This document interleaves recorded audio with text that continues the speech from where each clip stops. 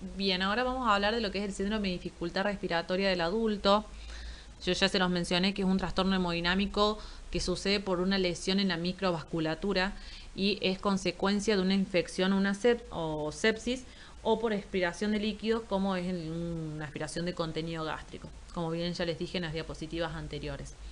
La expresión histológica de este proceso es el daño alveolar difuso, y esto también se denomina pulmón de shock. ¿Qué es lo que pasa acá? Bueno, vale aclarar que es un proceso difuso y bilateral, afecta a los dos pulmones. Lo que sucede acá es un desequilibrio entre los entre los mediadores proinflamatorios y antiinflamatorios. Llegan macrófagos al pulmón y a través de las interleucinas y el factor de necrosis tumoral, los neutrófilos llegan al espacio alveolar. Los neutrófilos dentro del espacio alveolar liberan, entre otras cosas, leucotrienos y proteinasas, y eso es lo que va a causar el daño tisular, una desactivación del surfactante, y va a traer aparejada la formación de las membranas hialinas. Las membranas hialinas son lo característico de este cuadro y se forman, aparecen en la fase aguda, tapizan las paredes internas de los alvéolos y bloquea de esta forma el intercambio gaseoso. Y son el resultado del espesamiento del edema alveolar que atrapa los restos celulares epiteliales por ese daño causado por los neutrófilos, y se le agrega fibrina, además de macrófagos y más neutrófilos. Y ahí tenemos formada lo que es la membrana hialina, característico de la fase aguda. Además de que los pulmones pueden estar colapsados, ¿no?, por la disminución del surfactante, que fue causado por todo este desequilibrio inflamatorio. Bueno, en una etapa posterior a ese grave daño, que justamente se caracteriza por la presencia de las membranas hialinas, en una etapa posterior tenemos lo que es la fase organizativa, que se va a ver en el pulmón, el tejido de granulación en las paredes y en los alvéolos, y bueno, se va a ver la proliferación de vasos y fibroblastos, dos componentes característicos del tejido de granulación, vale recordarlo. Ahora vamos a hablar del EPOC. Sus siglas significan enfermedad pulmonar obstructiva crónica. El EPOC es un trastorno que cursa con la obstrucción progresiva y poco reversible, y la principal causa de este trastorno es la reacción inflamatoria al humo del cigarrillo. El cigarrillo es el principal desencadenante de estas enfermedades. El EPOC engloba a la bronquitis crónica y al enfisema. El enfisema, como pueden ver en la diapositiva, puede ser panacinar, que va a afectar al alvéolo y al conducto alveolar; centroacinar, que va a afectar a los bronquiolos respiratorios; paraseptal, cuando va a estar afectando cerca de la pleura; e irregular, cuando va a estar vinculado a una deformidad cicatricial. Bueno, en la imagen que se ve en esta diapositiva, que corresponde a una radiografía de tórax posterior, se va a ver un ensanchamiento de los espacios intercostales, el diafragma va a estar levemente aplanado, y se puede llegar a notar también una ligera horizontalización de las costillas. Todos estos son hallazgos característicos del enfisema. Otro hallazgo interesante en la clínica de los pacientes que tienen estas enfermedades, en particular el enfisema, es que presentan una expiración prolongada. Bueno, en esta imagen macroscópica, que corresponde a un sector del pulmón, porque no lo podemos ver en su totalidad, se caracteriza o se destaca esos grandes espacios aéreos o esas grandes dilataciones de los espacios aéreos, que justamente es la lesión característica del enfisema, es decir, la destrucción de la pared alveolar con el aumento de tamaño de las vías aéreas. Es un aumento de tamaño permanente porque se va destruyendo de manera continua. Una cosa que me faltó mencionar en la diapositiva anterior es que los pacientes en la clínica presentan una expiración prolongada por el atrapamiento aéreo que sucede en estos trastornos. y ese atrapamiento aéreo también va a provocar un ensanchamiento del tórax en el diámetro posterior anterior. Y bueno, en esta imagen microscópica que corresponde a un pulmón se puede ver claramente ese aumento de los espacios aéreos que es secundario a la destrucción de las paredes alveolares. Como ya dijimos, la bronquitis crónica está dentro de lo que es el EPOC, es decir, una enfermedad pulmonar obstructiva crónica, y se define como la presencia de tos productiva y persistente durante al menos 3 meses en al menos 2 años. Esa es la definición de bronquitis crónica. Bueno, y que no haya una causa subyacente que explique esa tos constante. Bien. En la microscopía, la imagen de abajo corresponde a una microscopía de una bronquitis crónica y se puede ver el aumento de las glándulas secretoras de moco. Puede también haber una hiperplasia de las células caliciformes y hay también una inflamación crónica, es decir, de linfocitos, es decir, predominan los linfocitos. A nivel de las luces bronquiolares puede haber reducción de la luz por el aumento de la secreción mucosa y el exudado inflamatorio.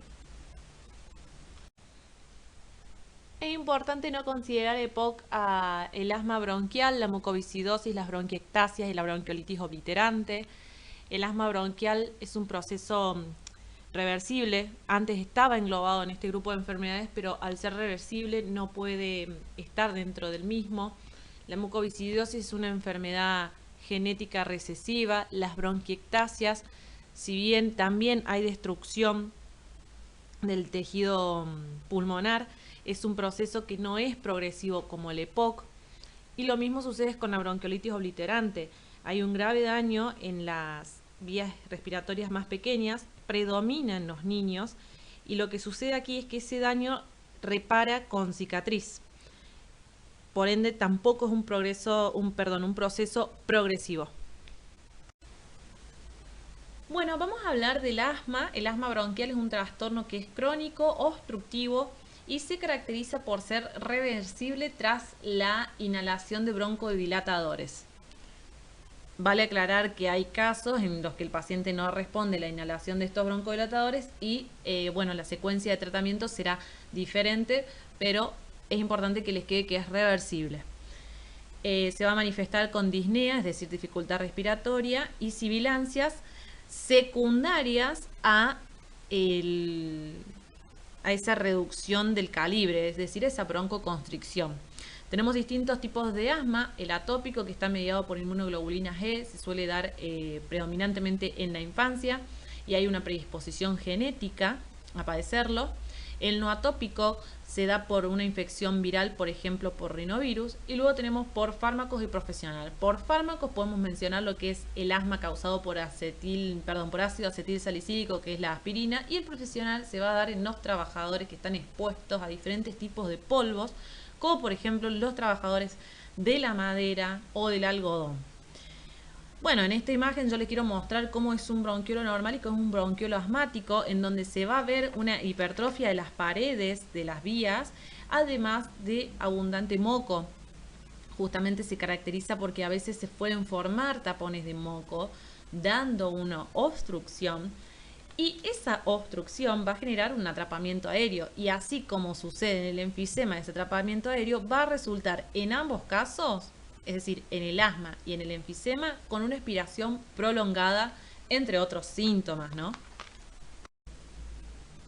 Bueno, las características histológicas del asma, como se puede ver en la imagen de la izquierda, es una fibrosis que está por debajo de la membrana basal, un aumento además que no se puede ver acá, pero es un aumento también en el número de las células caliciformes y la hipertrofia de las glándulas submucosas, lo que explica ese aumento de la secreción de moco. Además puede haber hiperplasia muscular y infiltrados inflamatorios, que en esta imagen es de eosinófilos, que nos va a estar orientando a una naturaleza alérgica de este proceso. Además de que van a haber linfocitos, que nos va a estar hablando de que es un proceso crónico. También dos hallazgos característicos, dos hallazgos histológicos característicos del asma bronquial son los espirales de Korschmann, que corresponden son cilindros mucoides, y los cristales de Charcot-Leyden, que tienen ese color bien eosinófilo característico. Bueno, bronquiectasia es la dilatación permanente de los bronquios y bronquiolos sin afectar a los alvéolos, y esto es lo que lo diferencia del enfisema, puesto que el enfisema sí los afecta. Bueno, en la macroscopía se van a ver, como bien muestra esta imagen macroscópica que corresponde a un pulmón, como múltiples dilataciones que suelen predominar o suelen estar en los lóbulos inferiores y suele ser un proceso bilateral. Estas dilataciones ocurren por la destrucción del tejido muscular y elástico que deriva de una infección necrosante crónica, como puede ser una infección, por ejemplo, por Staphylococcus aureus o Haemophilus influenza. También puede ser por infecciones virales, como por ejemplo por adenovirus, y también puede ser por tumores, como un tumor epidermoide, de tipo epidermoide.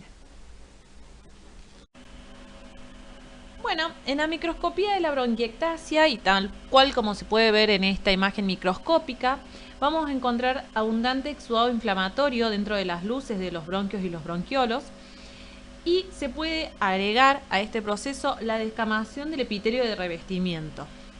Si uno pudiera recorrer libremente este preparado con un microscopio, también podríamos ver zonas de necrosis que pueden dar lugar a la formación de abscesos pulmonares. El infiltrado inflamatorio es de tipo agudo y crónico, es decir, vamos a tener leucocitos polimorfonucleares neutrófilos y linfocitos. La hipertensión pulmonar puede ser primaria, que sería de etiología idiopática, y puede ser secundaria a procesos del pulmón, como por ejemplo la enfermedad pulmonar obstructiva crónica o las enfermedades intersticiales. La importancia de este proceso patológico radica en que va a repercutir sobre las cavidades derechas del corazón, provocando lo que se denomina cor pulmonale, es decir, la insuficiencia ventricular derecha por causas pulmonares. Bueno, en cuanto a las infecciones pulmonares tenemos como más importantes a la neumonía y al absceso pulmonar. La neumonía nos va a presentar dos patrones acorde a la vulnerabilidad del paciente. Son la bronconeumonía y la neumonía lobar. Cada una de ellas dos va a tener un patrón característico en la macro como en la micro. Vale destacar que la bronconeumonía es de peor pronóstico que la neumonía lobar. Bueno, con respecto a las características macroscópicas de la bronconeumonía y la neumonía lobar, como ya les dije, tienen aspectos muy diferentes entre sí que nos ayuda a diferenciarlas. La imagen de la izquierda corresponde a una bronconeumonía y se pueden ver múltiples focos de aspecto blanquecino, de colorido blanquecino, y corresponden a los múltiples focos supurativos. Es por eso que se dice que la bronconeumonía es una infección supurativa multifocal y bilateral. En cuanto a la neumonía lobar, la imagen de la derecha, se ve claramente cómo hay un proceso de consolidación en la totalidad del lóbulo inferior de este pulmón. Bueno, acá tenemos dos imágenes, la imagen de la izquierda corresponde a una neumonía lobar y la imagen de la derecha a una bronconeumonía. Primero que nada, la neumonía lobar hay que aclarar que es un proceso monomorfo, monocrómico y monocíclico y suele ser unilateral. Los hallazgos histológicos de la neumonía van a depender en qué fase se encuentra este proceso infeccioso. Las fases son 4 y corresponden en orden cronológico a congestión, donde predominan los eritrocitos, hablando de hallazgos microscópicos, ¿no? La congestión, donde predominan los eritrocitos en las luces alveolares, la hepatización roja, donde aún persisten los hematíes y se agregan los neutrófilos y algo de fibrina, la hepatización gris, que podría corresponder a esta imagen, de hecho corresponde a esta imagen que vemos a la izquierda, en donde vamos a ver muchos neutrófilos y abundante fibrina en las luces alveolares y ya no hay tantos hematíes. Esto es el hallazgo característico de la neumonía, el exudado fibrino leucocitario en las luces alveolares. Y por último, tenemos como última fase, tenemos la resolución, que es la transformación de los exudados por digestión enzimática en masas fibromixoides, con infiltración de fibroblastos y macrófagos. Bueno, la imagen de la derecha corresponde a una bronconeumonía, Vale aclarar que la bronconeumonía es un proceso, a diferencia de la neumonía, que la neumonía dijimos monomorfo, monocrómico, y monocíclico. La bronconeumonía es un proceso polimorfo, policrómico, policíclico y supurativo. Esto simplemente es la traducción de que son múltiples focos en diferentes periodos de evolución. En la micro se puede ver un exudado purulento intraalveolar, bronquial y bronquiolar. En la imagen esta de la derecha se ve específicamente un bronquio por la presencia de los cartílagos, y podemos ver, si uno pudiera hacer mayor aumento, podríamos ver bronquiolos ocupando su luz un abundante exudado purulento.